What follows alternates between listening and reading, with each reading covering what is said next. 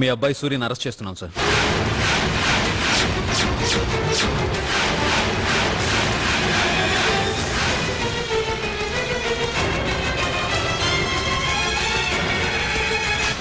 ఏంటి, సూర్యని అరెస్ట్ చేస్తున్నావా? అరెస్ట్ చేసేంత తప్పు వాడేం చేశాడు? హత్యా ప్రయత్నానికి సహకరించాడు సార్.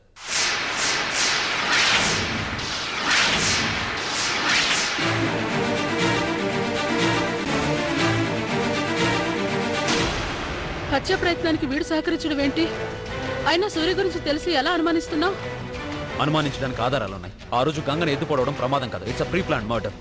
ఆ ప్లాన్ చేసింది రాఘవయ్య, దానికి సహకరించింది మీ అబ్బాయి సూర్య.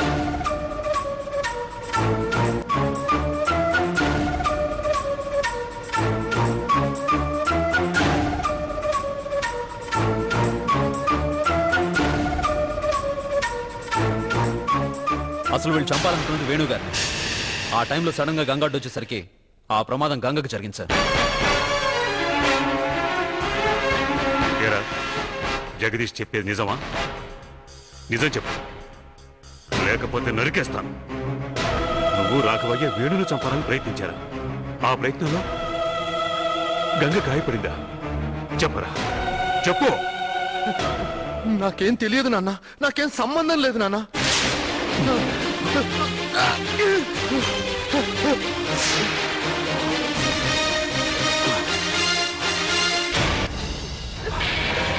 నీకేమీ సంబంధం లేకపోతే, నువ్వేమీ చేయకపోతే జగదీష్ ఇంత ధైర్యంగా నేను అరెస్ట్ చేయడానికి ఎందుకు వచ్చాడురా?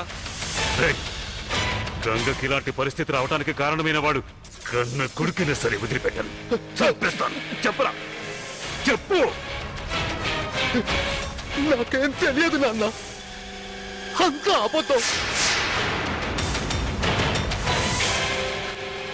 గంగ నా చెల్లెలు నాన్న. నా చెల్లెల్ని నేనెందుకు చంపాలనుకుంటాను?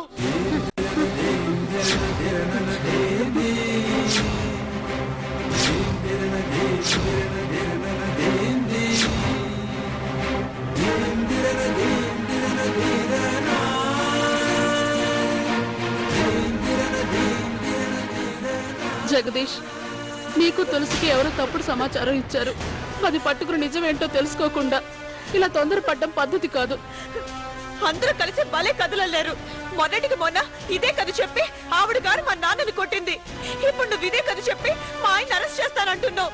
బాబు, మీ కథలు వినడానికి ఇక్కడ ఎవరు చెవుల్లో పువ్వులు పెట్టుకొని లేరు. ఇప్పటికే చాలా కష్టపడ్డారు, ఇక బయలుదేరండి. చెప్పండి మావయ్య.